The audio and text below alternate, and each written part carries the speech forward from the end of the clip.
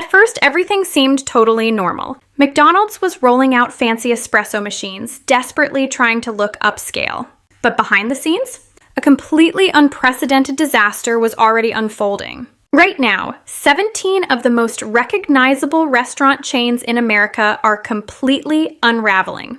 And the craziest part? Almost no one is talking about it openly. But the collapse is already here.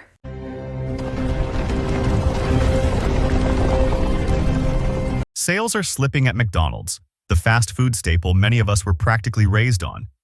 Even remodeling locations and rolling out fancy espresso and latte machines hasn't done much to bring new customers through the door. Across the restaurant industry, something unusual and honestly unsettling is unfolding, yet hardly anyone is talking about it openly. At the same time, 17 massive chains, brands everyone recognizes, are unraveling together in a way this business has never experienced before. This isn't about public scandals, and it can't be explained away by the economy alone. The real cause traces back to choices these companies made about their customers. Prices went up, portions got smaller, quality took a hit. And that's just the damage you can see from the counter. Behind closed doors, the situation is even more troubling. Long-time, loyal patrons, the very people who kept these brands alive for decades, have finally had enough and walked away. One chain is now buried under more than $1 billion in debt. Another burned through hundreds of millions on a flashy rebrand that collapsed almost immediately. And one major coffee powerhouse just posted a year so bad that analysts openly labeled it a total loss. Before we go any further, pause for a moment and ask yourself, how many of these 17 chains have you personally stopped going to? That's not a coincidence. There's a clear reason behind it, and it starts with the first company on this list. Stick with me, and by the end, you'll know exactly which restaurants still earn your loyalty, and which ones no longer deserve a single dollar of it. Starbucks was never only about caffeine. It was about the habit, the mobile order you placed while brushing your teeth, the quick pickup that spared you from small talk before 9 a.m., the familiar third place that wasn't home and wasn't work, where you could sit quietly and decompress for 20 minutes. That ritual mattered. But by 2025, a lot of Americans started running the numbers. $6 for a basic latte. $7 if it had cold foam. $8 once you added oat milk and an extra shot. Suddenly, that casual coffee habit worked out to $40 a week, around $160 a month, and nearly $2,000 a year, all just to avoid making coffee in your own kitchen. So people didn't quit dramatically or make a big statement. They just showed up less. Foot traffic slowly thinned out. City locations that once had lines spilling onto the sidewalk began to show empty chairs and unused tables. And almost overnight, Starbucks, with roughly 16,000 US stores and tens of billions in revenue, started to look surprisingly exposed. That's when Brian Niccol entered the picture, the executive widely credited with turning around Chipotle. In late 2024, Starbucks lured him over with a blockbuster compensation package. His first moves were bold. A $1 billion restructuring plan, roughly 900 corporate jobs eliminated, and a public promise to restore the warm, sit-down cafe experience, real mugs, comfortable seating, and a return to what once made Starbucks feel special. On paper, it sounded like exactly what customers wanted. The problem showed up in the numbers. When analysts reviewed the early results in 2025, they saw weaker than expected traffic, pressure on profit margins, and only modest revenue gains. Wall Street labeled it a reset year, which is corporate shorthand for "this isn't working yet." By the end of 2025, the stock was down about 7% from when Niccol took over, and investors clearly weren't convinced by the comeback narrative. Here's the uncomfortable truth. Starbucks cut 900 jobs and spent $1 billion trying to fix the atmosphere, but no amount of cozy branding can undo pricing your core customers out of the habit entirely. And then there's the menu itself. Those drinks people used to order without a second thought? 400 to 600 calories. Sugar levels that rival a donut.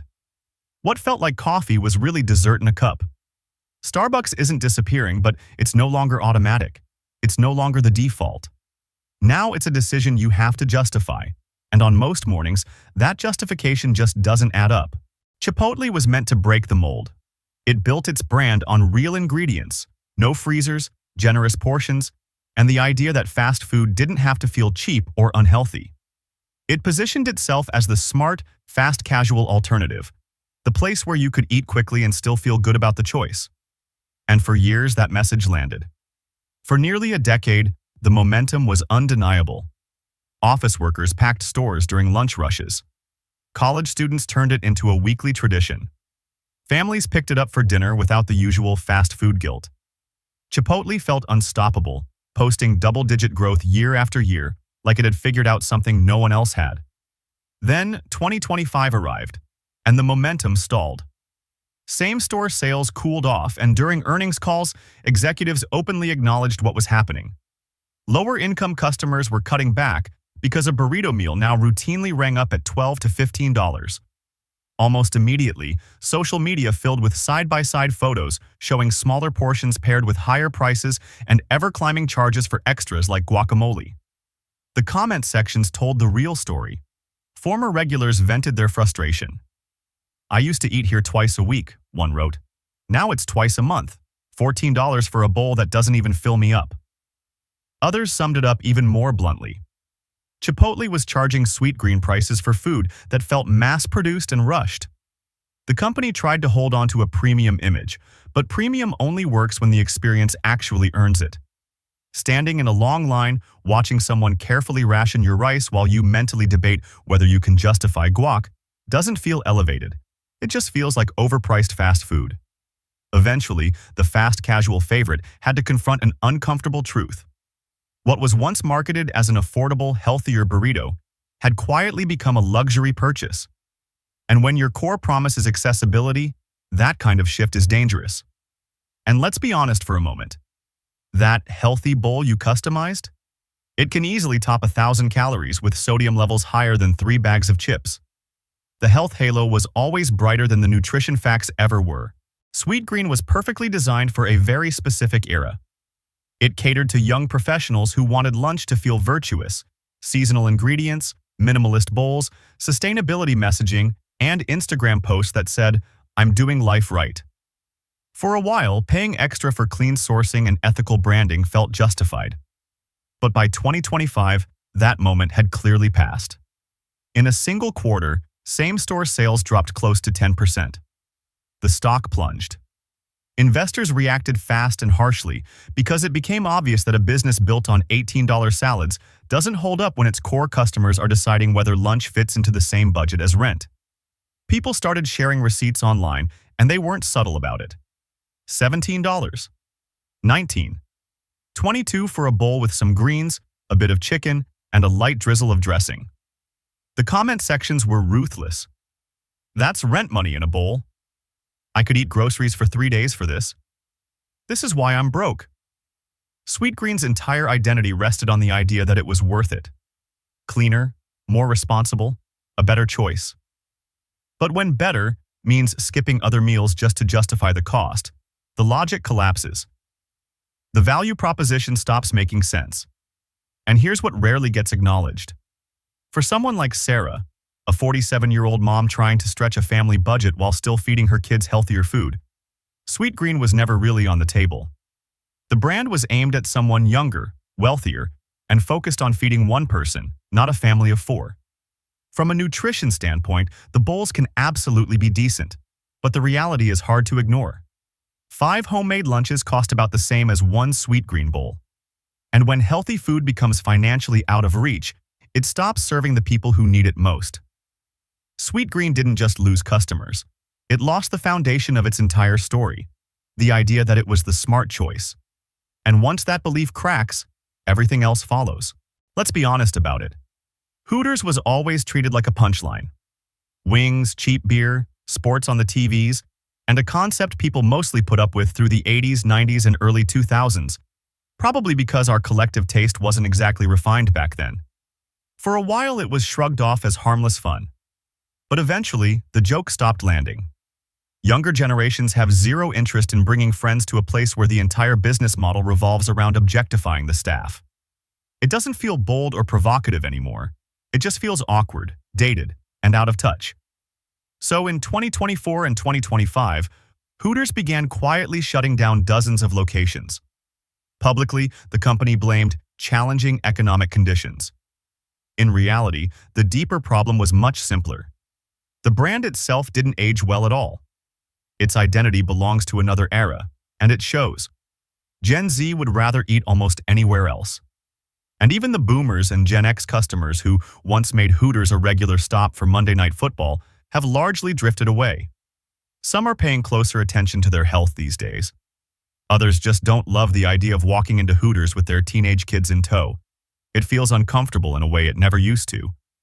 Hooters isn't really reinventing itself or finding a new lane. It's just slowly disappearing, one half-empty dining room and deserted parking lot at a time. TGI Fridays used to stand for something unmistakable. Loaded potato skins piled high. Jack Daniel's glaze slathered on just about everything.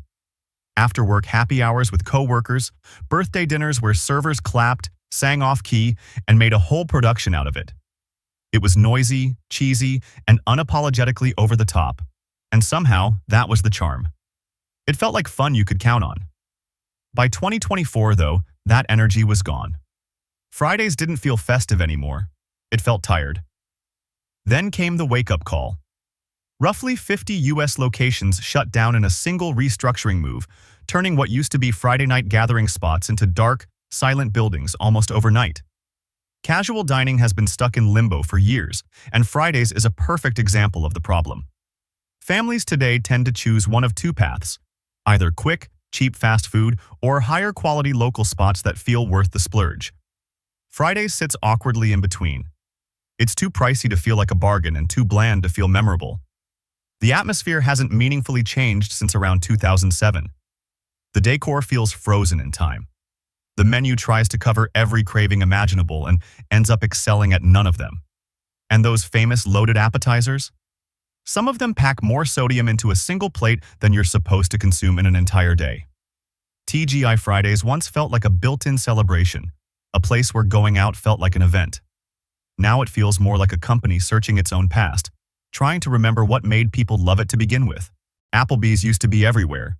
You saw it in strip malls, off-highway exits, and right in the middle of small-town main streets. It was the place you chose when you didn't feel like cooking, but also didn't want to spend 10 minutes debating dinner. It wasn't exciting, but it didn't have to be. It was dependable. It existed. That used to be enough. It isn't anymore. In 2024, company leadership shut down around 30 locations and openly warned investors that more closures were on the way. What that really signaled was something deeper. Entire communities had quietly moved on. The default family dinner spot just wasn't Applebee's anymore. The reasons aren't complicated. Nothing about Applebee's feels memorable. The menu is painfully generic. The decor is aggressively beige. The experience is fine. And fine isn't enough to get people off the couch when Netflix is queued up and DoorDash is 2 taps away. Younger diners want places with personality, local flavor, and something worth posting about. Older customers are paying more attention to health, cutting back on fried foods and seed oils, and the menu doesn't really meet them there either. Applebee's isn't giving either group a strong reason to choose it. The chain isn't imploding in some dramatic, headline-grabbing way. It's fading instead, slowly losing relevance, one closed location and one skipped family dinner at a time. The neighborhood grill lost its neighbors and no one seems particularly interested in rediscovering it. Quick pause before we move on. How many of these first 6 chains have you personally stopped going to in the past couple of years? Be honest. Starbucks, Chipotle, Sweetgreen, if you ever went in the first place. Hooters, TGI Fridays, Applebee's.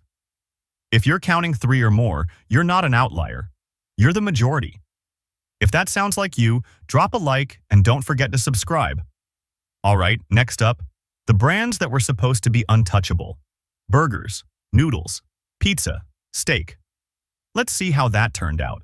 Red Robin once owned a very specific slice of American family life. It was the go-to birthday dinner, not McDonald's, which felt too cheap, and not a steakhouse, which felt like too much.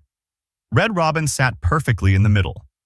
Big burgers, bottomless fries, a brownie sundae, and an awkward birthday clap from the staff while your kid beamed like it was the best night ever. For a long time, that formula worked. By 2025, though, Red Robin found itself stuck in what analysts politely label turnaround mode, and what everyone else recognizes as a slow, grinding decline. After years of remodels, menu tweaks, and strategic pivots, customers still aren't coming back. Foot traffic continues to disappoint. Same-store sales keep trailing expectations. At the heart of it all is an identity problem. Red Robin isn't inexpensive enough to go head-to-head with Five Guys. It doesn't have the buzz or modern appeal of places like Shake Shack. And it's nowhere near fast enough to compete with true fast food. It lands squarely in the middle. Average price, average speed, average experience. And average no longer motivates families to walk through the door. Parents today make clearer trade-offs. They'll either save money and go cheaper, or they'll spend a little more on something that feels genuinely special. Red Robin doesn't clearly win either choice. And yes, it matters, even if it's uncomfortable to admit. Those massive burgers paired with endless fries often lead to a heavy food coma afterward. For parents in their 40s and 50s who are watching their weight or just trying to keep up with energetic kids, that once fun family night now comes with hours of sluggish regret. That's a tough association to shake. Red Robin has been talking about a comeback for years. But customers have already rewritten their mental shortlist of where to eat. And once a restaurant gets mentally replaced, no amount of fresh paint or new signage is enough to bring people back. Noodles and Company set out to be the alternative for people who didn't want another burger. The pitch was variety: pasta dishes, Asian-style noodles, mac and cheese bowls, comfort food with options, all wrapped in a fast casual format that felt a little different from the usual lineup. On paper, it made sense. The problem is what happens when your entire menu revolves around big bowls of carbs. The business math is unforgiving. Pasta itself is inexpensive, but preparing it at scale, cooking, customizing, plating, and serving adds real costs. You can't realistically charge $15 for spaghetti without customers pushing back. But at $9, the margins barely exist. There's no sweet spot. That squeeze started showing up in store closures. In 2024, the company shut down about 20 locations. Not long after, another 15 to 20 closures were announced. Nearly 40 restaurants gone, not because of controversy or bad press, but because entire regions simply didn't make financial sense anymore. Rising labor and ingredient costs collided with low average ticket prices, and there was no way out of the pressure. Customers also had plenty of alternatives. Local Italian and Asian restaurants offered better value or better quality. Others realized they could make pasta at home for a fraction of the price with very little effort. And for families paying closer attention to health and blood sugar, oversized bowls of refined noodles smothered in cream sauce weren't exactly helping the case. Noodles and Company tried to carve out a unique lane in fast casual dining. The issue wasn't the idea. It was that the niche couldn't support the rent. Mod Pizza felt like a glimpse into the future, at least for a while. Personal-sized pizzas, unlimited toppings, and quick service gave people total control over their meal. You could customize every detail, and the whole experience felt fresh, modern, and just different enough to be exciting. Jump ahead to 2025, and the tone has changed. MOD is now popping up in industry reports for a very different reason: store closures and efforts to trim underperforming locations. The fast casual pizza craze has cooled off, and the cracks in the model are hard to ignore. The challenges stack up fast. Rents are high. Ingredients aren't cheap. Labor costs keep climbing. And meanwhile, delivery giants are offering large pizzas for half the price of MOD's single personal pie. When that comparison hits, the appeal starts to fade. The bigger lesson? Customization sounds like a business strategy, but it's really just a feature. And when that feature costs twice as much as a coupon-powered pizza from Domino's, most customers stop caring how many toppings they can pile on. There's also the health angle. Individual pizzas loaded with processed meats and heavy cheese still add up to a meal packed with inflammatory ingredients. Not exactly what health-conscious diners are chasing anymore. The fast casual pizza gold rush had its moment. For a while, everyone struck something shiny. But now the easy gold is gone, and what's left isn't nearly as valuable as it once looked. Outback Steakhouse used to be the go-to special night out for suburban families. Anniversaries, birthdays, celebrations. This was the place you chose when you wanted to splurge a little, but not go completely overboard. And of course, there was the bloomin' onion, because apparently nothing says celebration quite like a deep-fried vegetable roughly the size of a bowling ball. That version of Outback started unraveling in early 2024. Parent company Bloomin' Brands announced the closure of 41 underperforming restaurants in a single move, many of them Outback locations. One press release, 41 dining rooms gone. Years of family steak night traditions wiped out almost overnight, squeezed by higher beef prices, rising labor costs, and customers who simply stopped showing up. The reason isn't hard to figure out. A typical Outback meal, steak, bloomin' onion, sides, maybe a drink, can easily land in the $40 to $50 per person range. For a family of 4, that's $150 to $200 before tip.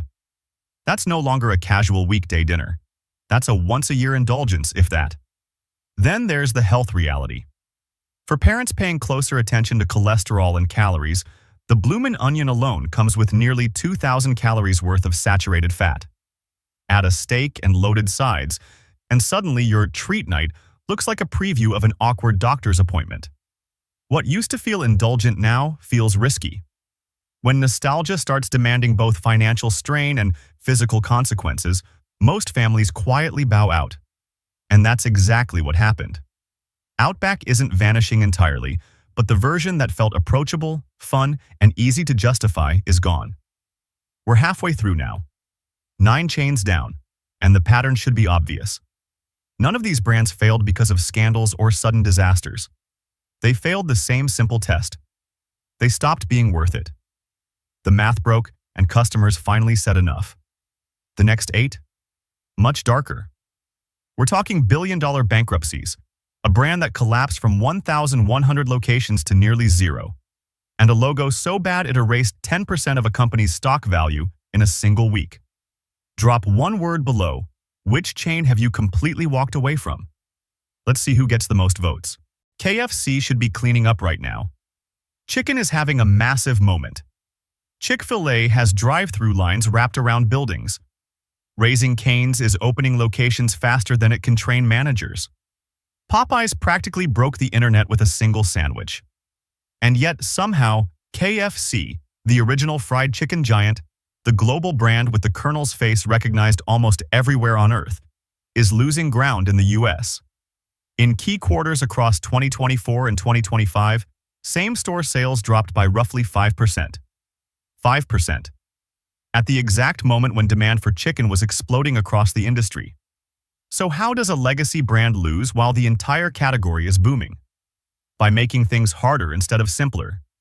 By operating stores that feel frozen in time while competitors feel fresh and modern. By offering a massive, confusing menu when rivals focus on doing one thing exceptionally well. Chick-fil-A sells chicken sandwiches and a consistently pleasant experience. Raising Cane's sticks to chicken fingers and its signature sauce. Popeyes leans into bold flavors and cultural relevance. And KFC? It tries to do everything, and none of it particularly well. The stores feel like they're stuck in 2005. The menu is overwhelming. The experience varies wildly from one location to the next. Families who once picked up buckets every Sunday have quietly started going just about anywhere else. And there's a health reckoning layered into this too. A standard KFC combo, fried in industrial seed oils, coated in breading packed with additives most people can't pronounce, doesn't land the same way it used to. For adults who grew up on those weekend buckets, this isn't just about nostalgia anymore. It's a habit they're actively trying to leave behind. KFC isn't disappearing globally. But in the US, it's being overtaken by faster, simpler, more focused competitors. Brands that remembered the rule KFC itself once mastered. Do one thing, do it well, and don't overthink it. Boston Market once stood for something that genuinely mattered. It promised home-style meals without the effort. Rotisserie chicken, real mashed potatoes, vegetables that actually looked like vegetables. It felt comforting and responsible, like you were still doing right by your family even on nights when cooking just wasn't happening. By late 2024, that version of Boston Market had all but disappeared. At its peak, the chain operated more than 1,100 locations. Now, only a few dozen were left barely hanging on. And the downfall wasn't slow or graceful. It was chaotic and public. Unpaid rent, lawsuits from suppliers, allegations of wage theft, states stepping in over unpaid taxes and bills, landlords padlocking restaurants, employees arriving for shifts only to find the doors chained shut. This wasn't a company quietly shrinking. It was a full implosion. Boston Market collapsed under its own weight, leaving behind angry creditors, unpaid workers, and abandoned storefronts scattered across the country. So what went wrong? Simply put, the brand never evolved. There was no meaningful digital ordering strategy, no modern marketing push, no real answer to a changing world. Grocery stores started selling rotisserie chickens that were cheaper, just as tasty, and far more convenient. And once that happened, Boston Market lost the very thing it was built on. The entire concept revolved around convenience. But when everyone else became faster, easier, and cheaper, Boston Market had nothing left to differentiate itself. What was supposed to be the healthier alternative to fried fast food wasn't all that clean either. Many of those wholesome meals were loaded with sodium and hidden calories tucked into sides and sauces. Now families can make a better version at home for less money, less guilt, and without the risk of pulling into a parking lot only to find a locked door. Boston Market isn't limping along anymore. It's not in recovery. It's already gone. Red Lobster once occupied that fancy but not too fancy lane. It was the spot for birthdays, anniversaries, and celebratory dinners, made extra memorable by those warm Cheddar Bay biscuits that somehow convinced you the night was special before the food even arrived. For years, that positioning worked. Then came May 2024. Red Lobster filed for Chapter 11 bankruptcy and, almost immediately, shut down 93 locations in one sweeping move. 93 restaurants, gone. The filings revealed something even more staggering: more than $1 billion in liabilities. Yes, over $1 billion in debt. So how does a nationally recognized seafood chain with hundreds of restaurants and decades of brand equity end up that deep underwater? A big part of the answer traces back to one promotion that spiraled out of control: endless shrimp. On the surface, it sounded like a win. Customers loved the idea. Pay one price, eat as much shrimp as you want. But the economics were a disaster. Diners routinely consumed $20 to $30 worth of shrimp while paying $10 or $12. Every refill made the losses worse. The more popular the promotion became, the faster the company bled cash. Layer that mistake on top of unfavorable supplier contracts, rising food and labor costs, and declining foot traffic, and the result was inevitable. The bankruptcy filing reads less like bad luck and more like a textbook example of compounding strategic failures. The court documents are brutal.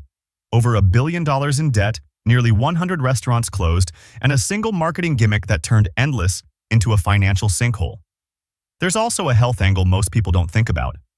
Many of those shrimp and pasta combinations are loaded with hidden sugars in the sauces and excessive sodium stacked on top. That special occasion meal often comes with more consequences than it's worth, financially and physically. Red Lobster tried to position itself as affordable luxury. But when the luxury isn't sustainable and the affordability turns out to be an illusion, the outcome is bankruptcy. Cracker Barrel isn't just a restaurant, it's a cultural fixture. The rocking chairs lined up out front, the country store packed with nostalgic trinkets you don't need but somehow always browse, the heavy breakfast plates loaded with biscuits and gravy. For a lot of people, it's comfort food mixed with road trip memories, all rolled into a single stop off the highway. In 2024, the company decided it was time for a refresh. Leadership announced a roughly $700 million modernization effort that included new locations, menu updates, and a brand overhaul. The stated goal was ambitious: attract younger diners without alienating the loyal customers who had been showing up for decades. Then, in August 2025, Cracker Barrel revealed the new logo. The longtime old-timer character, the bearded man who had been part of the brand's identity for generations, was gone. The classic country store wording disappeared too. What remained was a simplified barrel and a sleek, corporate-style font that felt more like a tech startup than a roadside comfort stop. The backlash was immediate and intense. Longtime customers flooded social media, accusing the company of abandoning its roots. Conservative commentators framed the change as an attack on traditional Americana.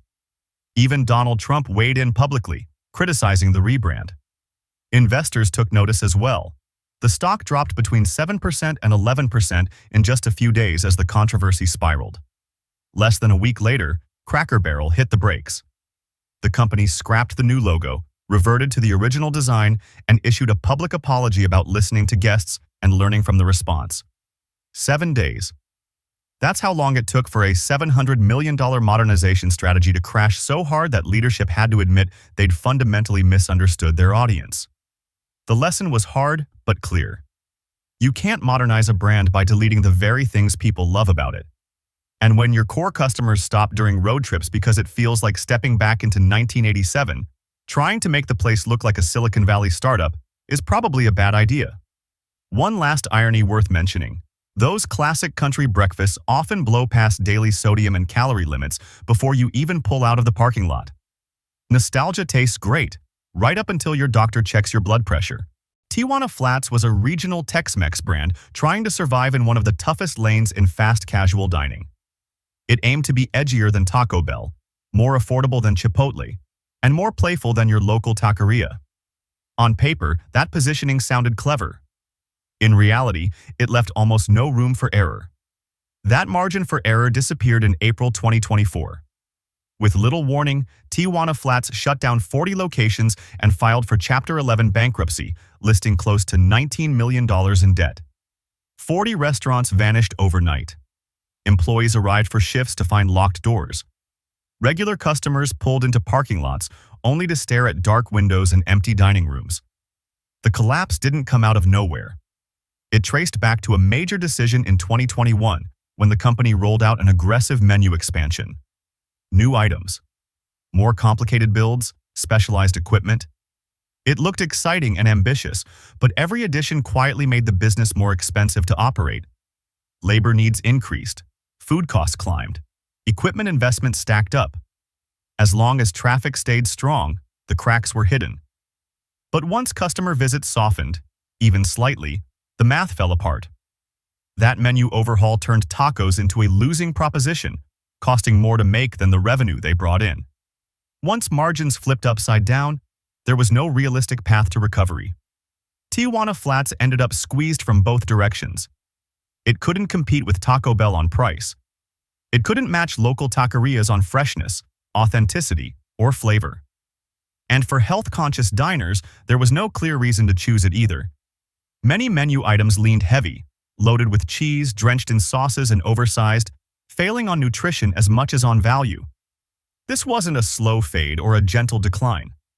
40 restaurants disappeared almost instantly because a flashy menu update wrecked the economics of the entire operation. That's not a downturn, that's a wipeout. Buca di Beppo was never subtle. It was loud, chaotic, and proudly over the top.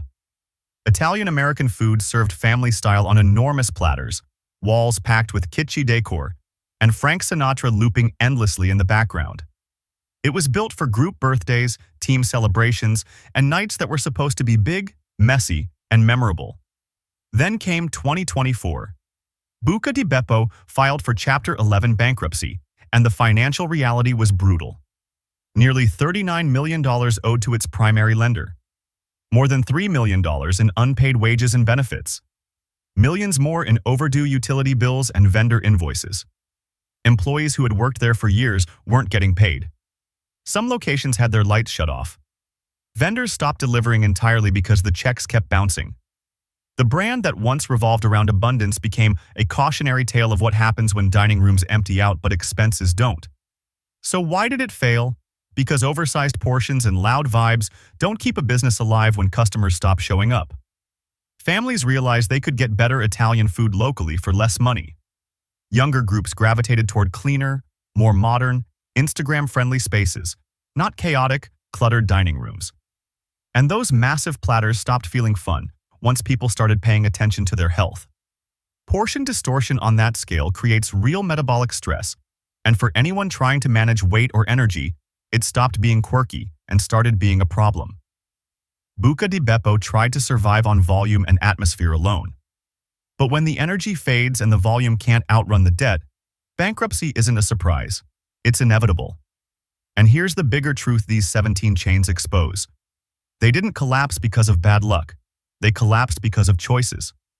They prioritized profit over people, convenience over quality, and short-term gains over long-term trust.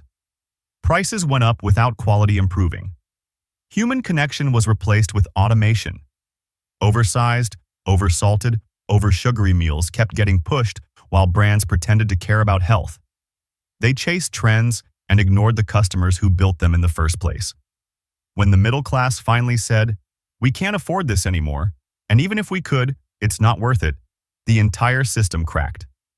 From Starbucks and its $8 lattes, to Boston Market and its abandoned storefronts, to Red Lobster drowning in $1 billion of debt, to Cracker Barrel face-planting over a logo redesign, the message is the same. When you price out your loyal customers, ignore their health, and offer nothing they can't get cheaper or better somewhere else, it doesn't matter how iconic your brand once was. You become irrelevant. And here's what that means for you, especially if you're trying to feed a family, manage a budget, and stay healthy in 2026. Stop feeling guilty about eating out less. You're not failing. They failed you. Stop wondering why the affordable family dinner disappeared. It didn't vanish by accident. These chains destroyed it. Stop going back to places that keep letting you down just because you used to love them. Nostalgia isn't worth your money or your health. You have better options now. Local restaurants using real ingredients. Cooking at home in ways that save money and leave you with more energy. Fast casual spots that actually deliver on what they promise. These 17 chains made their decisions. Now you get to make yours. So here's what I want to know. When was the last time you genuinely enjoyed eating at one of these places? Not tolerated it. Not shrugged and paid anyway. Actually enjoyed it. Because that's the real question, isn't it? These brands didn't lose you in one bad visit. They lost you over dozens of quiet disappointments. The meal that cost twice what it used to, the order that came out wrong, the price that made you hesitate before walking in, the moment you realized you could eat better, cheaper, healthier, and happier almost anywhere else. Drop the name of the chain you finally walked away from, and the moment you knew you were done. I want the breaking point stories. And if this video helped explain why your family's eating habits have quietly changed, why you cook more, why you skip the easy dinner out, why the old routines don't work anymore, hit subscribe and share this with someone who needs to hear it. The next video you should watch is on your screen right now. Click it and see if YouTube got it right. We're here to protect your family's health and your wallet. No fluff. Just the truth nobody else is saying. See you there.